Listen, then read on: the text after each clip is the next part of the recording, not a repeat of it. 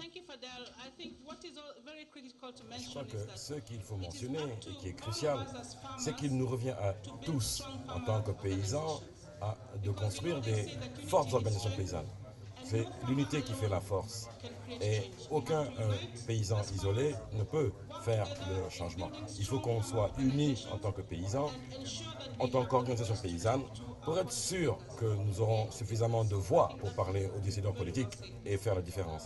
Je pense que c'est très sage comme parole. Alors, il y a Nagui qui va prendre 3 minutes pour nous parler du travail qu'elle fait sur le genre.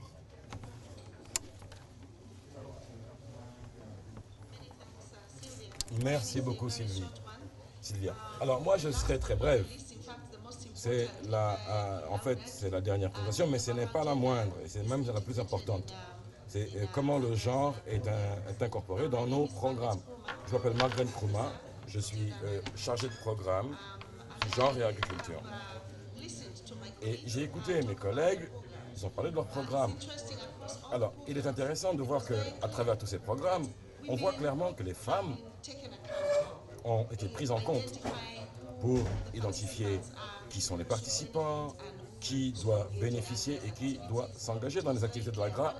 C'était très clair. Alors, ce que je vais faire pour m'assurer que je ne prends pas plus de 5 minutes, c'est simplement partager avec vous la manière dont nous sommes intégrés, on a des stratégies intégrées à AGRA pour veiller à aborder les problèmes et les questions des femmes dans les programmes. Alors hier, diapo suivante s'il vous plaît, hier, quand notre président donnait un aperçu du travail que fait AGRA, il a dit quelque chose que nous savons tous, quelque chose dont on ne parle pas, parce qu'en fait, c'est quand on parle d'agriculture, qui nourrit les familles en Afrique, qui nourrit les ménages, ce sont essentiellement les femmes.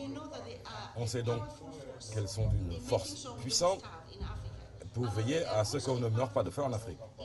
C'est également une force très puissante en matière de commercialisation. On sait que malgré le fait qu'elle soit une force aussi puissante en termes d'effectifs et en termes d'activités auxquelles elles participent, elles sont confrontées à d'énormes obstacles.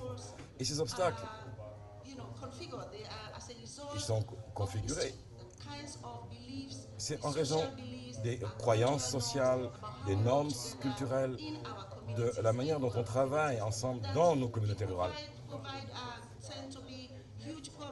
Et elles ont énormément de problèmes pour faire leur travail de manière efficace. Alors elles participent effectivement de plus en plus au programme. Les femmes participent à ces programmes, mais la participation ne suffit pas. Il nous faut traiter ces problèmes qui sont bien enracinés. Hier, lorsque madame faisait une présentation sur les priorités des femmes, certains de ces obstacles qui sont bien enracinés ont été bien identifiés dans sa présentation. Et l'AGRA a des programmes qui traitent directement de ces obstacles. Alors, je vais partager avec vous certains de ces programmes. Elle a parlé de la propriété foncière, l'accès des femmes aux terres. Alors, il y a un programme avec un sous-programme de politique qui s'occupe des questions foncières. Parce que nous reconnaissons que c'est là un des principaux goulots d'étranglement de la productivité des femmes. Il ne suffit pas de produire, il ne suffit pas de participer. Lorsque les femmes ont la sécurité foncière, elles sont plus susceptibles d'adopter des interventions pour la gestion de la fertilité des sols, parce qu'elles savent que ce qu'elles produisent est sûr, elles l'obtiendront. Mais si elles n'ont pas cette sécurité foncière, elles ne vont pas adopter beaucoup de bonnes technologies parce qu'elles ne sont pas sûres qu'elles auront leurs produits en fin de compte. Alors, AGRA a un programme qui examine ces questions foncières à travers les politiques, le programme politique et partenariat.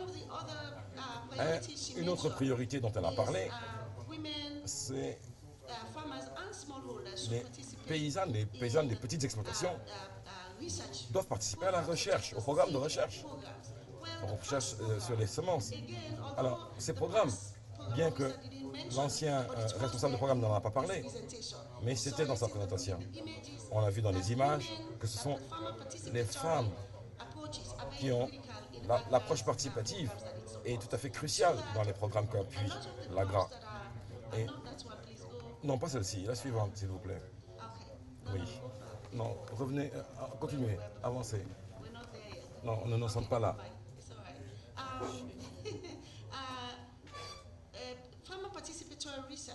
La participation paysanne à la recherche, quand on regarde les récoltes, ce sont les femmes.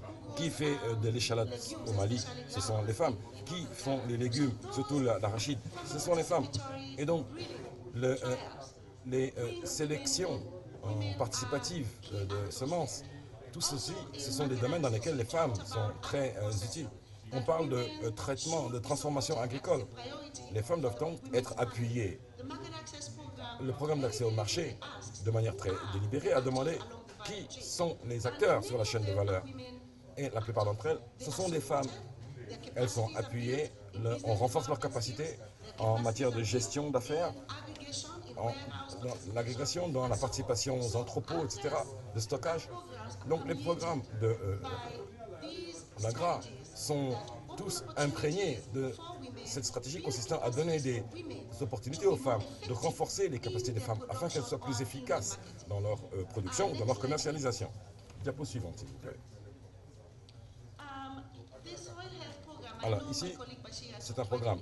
Mon collègue Bachir en a parlé. C'est la santé des sols.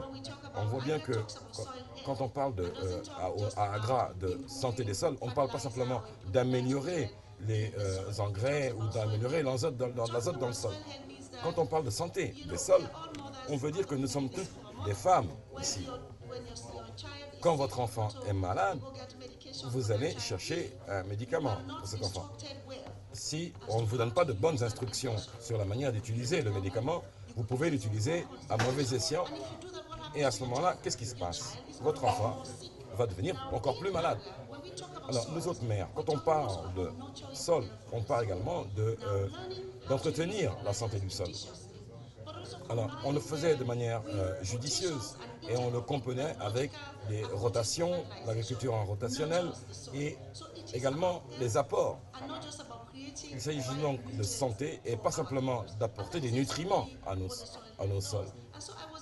Et donc, j'étais un petit peu préoccupé hier lorsqu'on a parlé du fait que les engrais sont des poisons. Il s'agit d'apprendre, de renforcer nos capacités et il s'agit de savoir comment appliquer ces engrais de la bonne manière. Et là, on ne risque pas d'empoisonner nos sols ou d'empoisonner nos enfants. Et je voulais juste partager cette idée avec vous. Alors, pour terminer, la dernière chose, et c'est la chose la plus importante, c'est que le genre compte en matière agricole africaine. Et rapidement, j'aimerais résumer ce que fait l'AGRA en matière d'intégration du genre dans ses programmes.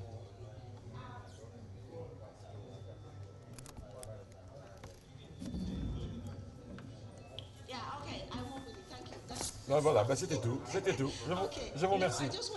Je voulais résumer ce qu'on fait à AGRA en matière de programme pour montrer que nos responsables de programme, nos boursiers, etc., tout le monde, il faut penser aux différences entre femmes et hommes en matière agricole, en matière d'opportunités et de contraintes. Lorsqu'elles apportent des propositions, on les examine et on leur dit retournez à la communauté. Retournez à vos communautés, chez vos hommes. Restez avec eux. Faites une analyse de genre. Comprenez leurs contraintes spécifiques. Et ensuite, concevez des stratégies pour faire face à ces contraintes. Donc, il nous faut rester en équipe dans ces programmes. Quand on regarde nos responsables en chef, ils ont des programmes qui attirent l'attention sur le rôle des femmes, sur le rôle de la jeunesse, et sur les obstacles. Et comment il faut y faire face dès le départ, et non pas attendre la fin. On coordonne également des activités de formation, parce qu'on sait qu'il faut renforcer les capacités. Nos responsables de programme se voient offrir des formations pour examiner les problèmes de genre et les problèmes des femmes. On travaille avec nos boursiers sur le terrain pour travailler de manière plus efficace avec les femmes productrices, avec les femmes qui sont sur toute la chaîne de valeur jusqu'au marché. Et également, ce qu'on fait, on vient de redémarrer le programme genre dans l'organisation et ce programme ajoute un aspect très important. C'est un des derniers programmes, mais il va très vite. Actuellement, nous sommes en train d'élaborer une stratégie genre pour toute l'organisation. Et on va aller au Mali, au Ghana, au Malawi, et dans tous les pays où on a des programmes pour parler tant aux hommes qu'aux femmes, parce que l'agriculture, il s'agit d'hommes et de femmes, et pas simplement de femmes, pour qu'ils comprennent comment concevoir une stratégie qui marche pour tout le monde. Je vous remercie. Merci Maggie pour avoir mis l'accent sur l'importance du genre dans nos organisations. On essaye vraiment de faire en sorte que tout le monde soit sensibilisé à ce thème. Enfin, nous allons entendre David Emia, qui est un directeur, et va faire un résumé de ce qui a été dit. De le faire rapidement, s'il te plaît, David, parce que nous voulons on est déjà un peu en retard, donc 10 minutes de résumé. Bien, je vais essayer de le faire, dit David, et même si possible en 5 minutes. Je vais vous donner des chiffres sur les objectifs et les indicateurs de l'AGRA. On parle de l'AGRA, agra-ci, agra-ça. La question, c'est qu'est-ce qu'on essaye de réaliser? L'AGRA, comme vous savez, est présente pour faire en sorte que l'Afrique soit en situation de prospérité, de sécurité alimentaire et que l'agriculture produite par les petits paysans croisse. J'ai eu l'occasion de me déplacer dans diverses régions du monde et lorsque je suis en Asie, je ne vois pas de produits alimentaires africains sur les marchés. Même chose en Amérique latine, il n'y a pas de produits africains. Amérique du Nord, même chose, pas de produits alimentaires africains. Mais quand je suis en Afrique, on a du riz vietnamien, de la viande, du blé argentin, des aliments, des denrées qui nous viennent du monde entier. Il faut que nos denrées alimentaires produites par les petits paysans africains non seulement nourrissent leur population, notre continent, mais également le village mondial dans lequel nous habitons tous. C'est ça la mission de l'AGRA, déclencher une véritable révolution verte en Afrique. On va pas faire une copie de ce qui s'est passé en Asie et dans d'autres régions du monde, mais faire une révolution verte qui soit authentiquement africaine et qui soit conduite et menée par les paysans et les paysannes. Nous avons dit que d'ici les 20 prochaines années, nous voulons réduire l'insécurité alimentaire de 50% dans au moins 20 pays. Est-ce que c'est une mauvaise chose? Non. Nous voulons augmenter le revenu de 20 millions de petits producteurs en Afrique. Est-ce qu'on veut le doubler? C'est une mauvaise chose. Nous voulons au moins que 15 pays soient sur la bonne voie pour atteindre une véritable révolution verte en Afrique et qui soit durable. Est-ce que c'est une mauvaise chose? Non. Alors, comment on va réaliser cela? Nous avons dit que si on peut réduire la malnutrition, si on parvient à accroître le rendement par hectare de produits d'alimentation de base, les tuberculeuses, les légumineuses, pas seulement les céréales, eh bien, nous y arriverons. Il faut accroître la consommation alimentaire des ménages, qu'ils soient riches, pauvres, aisés. Ce sont des ménages africains avant tout. C'est ce que nous voulons faire. Nous voulons... Diapo suivante. La suivante. Voilà. Nous voulons réduire la pauvreté rurale.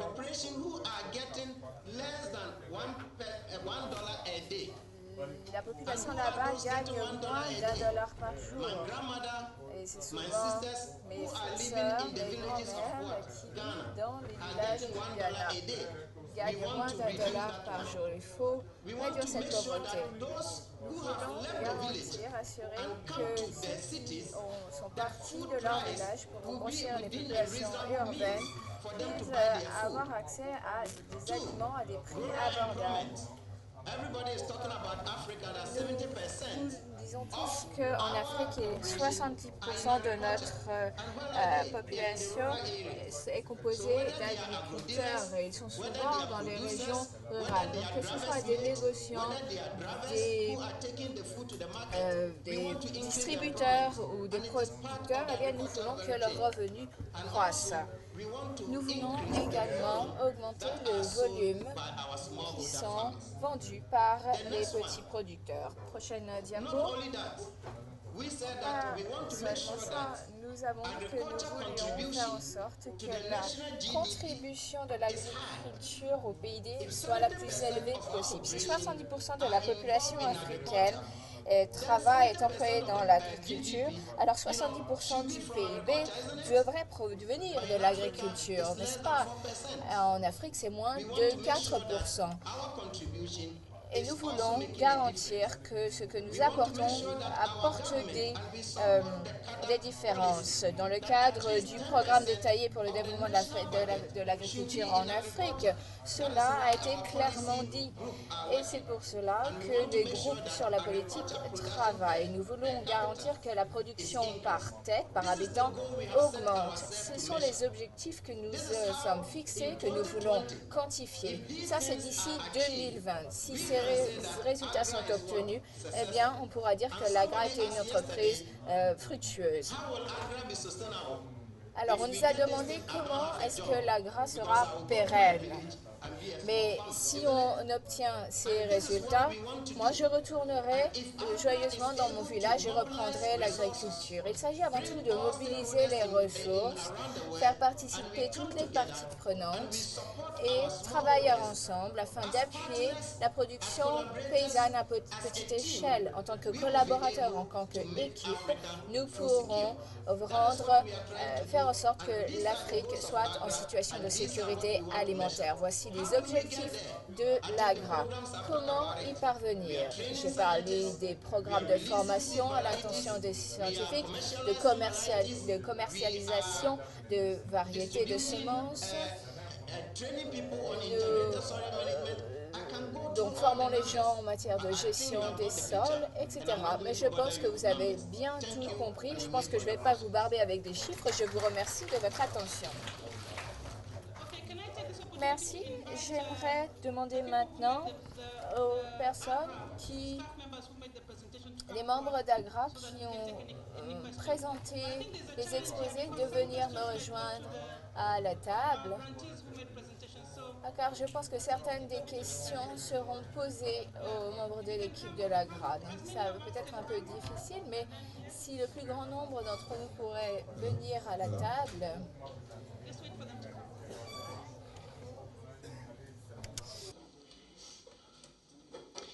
Bien, ce n'est pas sans réticence que je voudrais peut-être poser une question. Je suis surtout là pour écouter et pour apprendre. Je voudrais remercier naturellement les représentants d'AGRA pour leurs excellentes présentations, très instructives, je pense, qui ont apporté beaucoup de clarifications.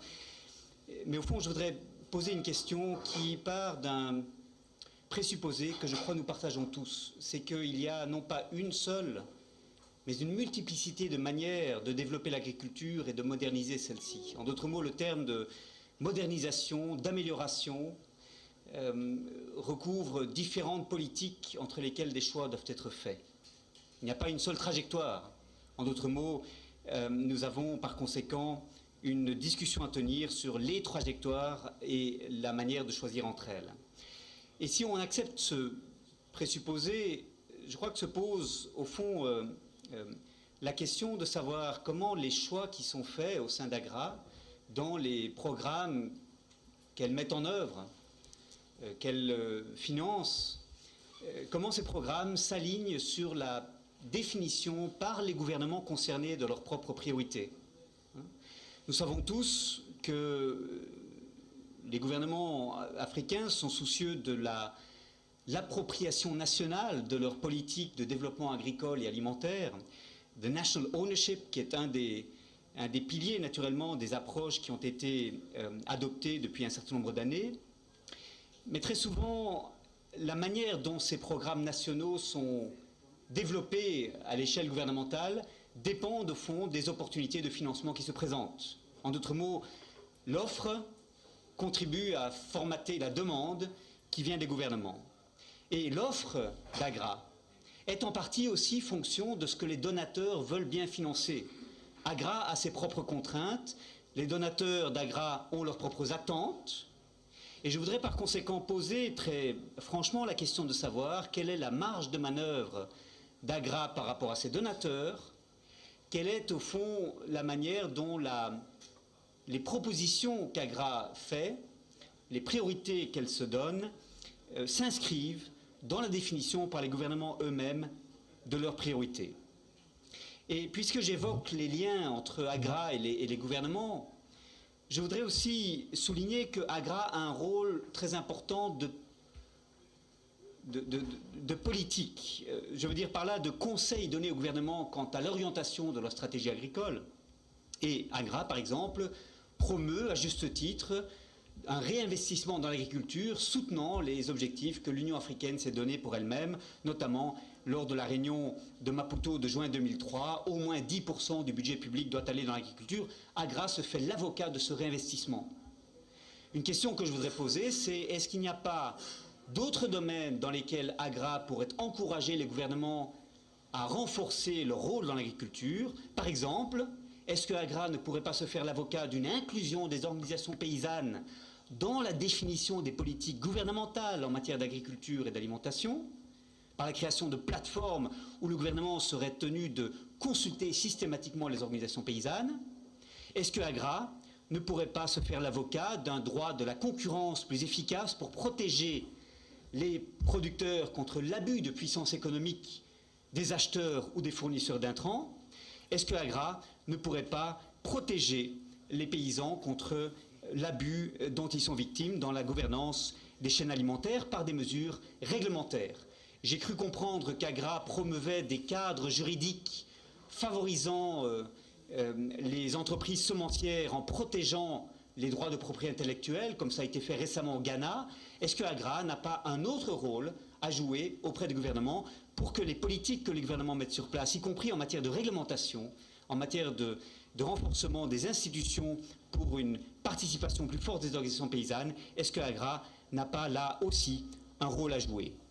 Et enfin, je voudrais terminer en disant ceci, c'est que nous avons entendu avec beaucoup d'intérêt les programmes qu'AGRA met sur pied. Je pense qu'ils sont extrêmement intéressants, complexes, diversifiés dans leur approche. On n'a pas eu par contre de données sur les budgets, sur la répartition des efforts entre différents paradigmes de développement agricole. Et je serais très intéressé à entendre vos commentaires sur ces budgets. Par exemple, nous avons entre 12 et 14 000 agro-dealers qui sont soutenus, qui sont formés, qui sont certifiés pour distribuer des engrais et rendre plus facile l'accès aux intrants pour les paysans. Il serait intéressant de savoir combien de personnes sont formées par AGRA pour enseigner l'agroécologie aux paysans, c'est-à-dire comment faire avec moins d'intrants, comment pratiquer l'agroforesterie, comment développer des méthodes de production agricole qui sont moins dépendantes de ces intrants que les agro-dealers d'un autre côté proposent. Il serait intéressant de savoir, lorsque AGRA a à faire un choix entre différentes manières de renforcer les sols, de soutenir la viabilité des sols, au fond, comment est-ce que les arbitrages sont faits entre les différentes priorités et dans l'investissement des budgets? Et ça pose, une fois de plus, la question de savoir quelle est la liberté d'action, la liberté de manœuvre d'AGRA par rapport à ses donateurs. AGRA a ses propres contraintes qu'il serait important de mieux comprendre. Je vous remercie.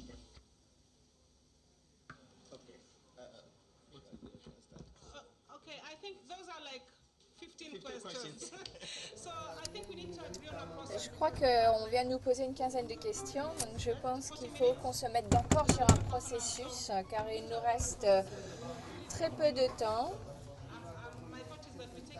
Et je pense qu'on va écouter encore 2-3 personnes et ensuite on y répondra. Et puis peut-être plus tard dans l'après-midi, on pourra encore y répondre.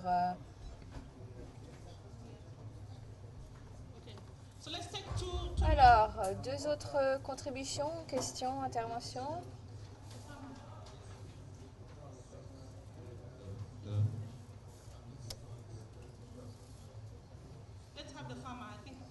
Tout d'abord, les paysans et les paysannes, car ce sont eux la priorité. Merci. Nous avons écouté avec beaucoup d'intérêt et d'attention les interventions des membres de AGRA. J'ai deux questions. La première question, je voudrais connaître le statut réel de AGRA. Est-ce que AGRA est un privé, est une organisation onusienne? Je voudrais connaître cela. Et ensuite, ma deuxième question, c'est la sécurité alimentaire. Alors, va pour moi du champ jusqu'à l'assiette. Est-ce que AGRA s'est intéressé de faire des études à partir du marché, c'est-à-dire, disons, du champ jusqu'à l'assiette, pour se rendre compte qu'effectivement, les produits sont de qualité, les produits sont vraiment appréciés par les consommateurs. Parce que l'objectif final, c'est la consommation, et il faut absolument, pour concurrencer les produits importés, il faut que les produits locaux soient de qualité supérieure, sinon égale aux produits importés. Merci.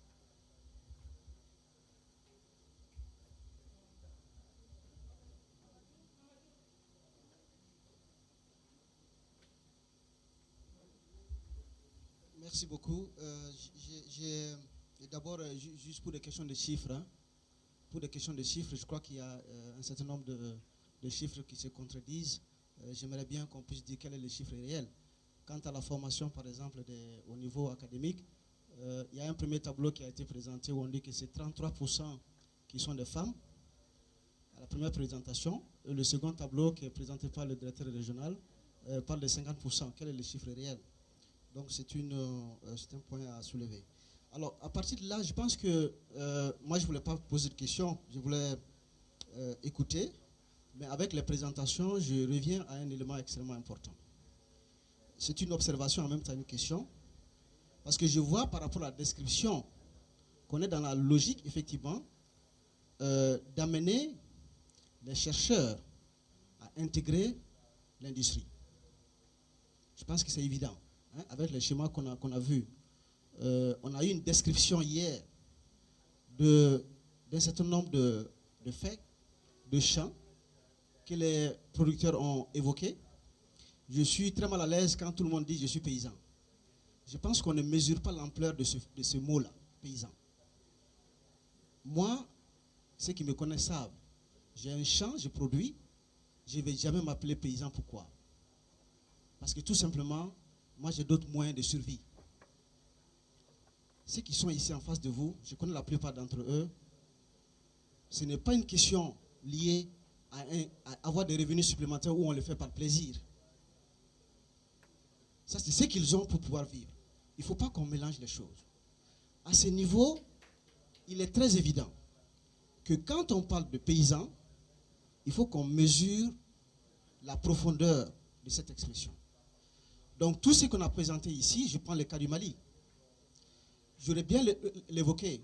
Vous avez parlé de Faso Kaba, vous avez parlé de programmes de recherche, peut-être qu'on va aller dans les détails.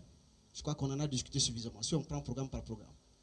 Vous savez que Faso Kaba, ce n'est pas du tout une coopérative paysanne, vous le savez bien. Et vous savez bien que l'un des deux premiers financements qui ont été donnés par AGRA au niveau du Mali, je ne voulais pas aller dans les détails, mais comme j'ai vu les présentations, que le docteur Koulibaly, Nchi Koulibaly, qui est le mari de la propriétaire de Faso Kaba, a bénéficié du financement de AGRA pour produire le maïs, où nous avons été dans les champs avec l'équipe de AGRA. Et que la commercialisation est faite par sa femme qui a la coopérative. C'est un système. Please, if you can be short, just ask the question, please, Mama. Ok. Thank you. Alors pourquoi est-ce que, oui, vous voulez que je me taise, je ne peux pas me taire. Est-ce que c'est ce modèle le modèle que vous voulez pour soutenir la privatisation du système sémencier, tandis qu'ici on a parlé des semences paysannes dans le sens de la propriété de la semence. Et la fertilisation des sols, pas dans un sens de technique ou de technologie, mais pour ce qui concerne l'appropriation des dispositifs du système qui va de la production jusqu'au niveau du marché par les producteurs qui sont ici. Je pense que la question est de fond. Quel est le modèle que vous défendez? Quel est le modèle que vous défendez? Parce que tout ce qui a été mentionné ici, je vois des entreprises, je vois des individus, je vois un système, on travaille avec les producteurs pour faire la production, mais on s'oriente vers le privé. C'est une question de fond, ce n'est pas une question technique. Et en sachant, est-ce que vous savez qu'au niveau de l'Afrique de l'Ouest, qu'il y a un programme qui s'appelle le PRIA, qui est le programme régional d'investissement agricole, et qui a des démembrements au niveau de chaque pays, qui a un engagement de chaque pays pris individuellement, qu'on appelle le PNIA, qui est le programme national d'investissement agricole. Quelle est la relation que vous avez avec ce programme, sur lequel l'ensemble des organisations paysannes travaillent, parce que l'Europa est signataire du pacte régional. Et c'est ça l'orientation de l'agriculture de l'Afrique, qui inclut l'élevage, qui inclut la pêche, qui inclut la foresterie. Ma dernière question, par rapport au choix, j'ai posé cette question déjà, et je pense que dans d'autres dialogues, je l'ai posée, je ne voulais pas la reposer ici. Qui a décidé de choisir les 3 pays de l'Afrique de l'Ouest dans lesquels vous travaillez, tandis que nous sommes dans une logique d'intégration régionale incluant l'ensemble des pays? Qui a fait le choix? Deuxièmement, sur les axes d'orientation de Agra qui ont été présentés, qui a décidé d'investir les ressources à ce niveau-là? Quel a été le choix? Quelles ont été les perspectives et quels sont les éléments d'explication du choix de ces pays? Quand on prend l'Afrique de l'Ouest francophone, un pays comme le Mali, vous le savez bien, que le Mali en temps normal, en dehors des années, le Mali est autosuffisant en production. Mamadou, il faut être très bref. Ok, donc je vais terminer par là. Le Mali est autosuffisant en production alimentaire. La question de la réduction pose problème. Vous prenez les statistiques de 2000. Ok, donc je termine là en disant qui a décidé du choix. J'interviens en tant que secrétaire exécutif d'Europa. Je suis responsable de la Fédération régionale des organisations paysannes. Donc je suis légitimement en droit de poser la question en tant qu'organisation paysanne. Merci beaucoup.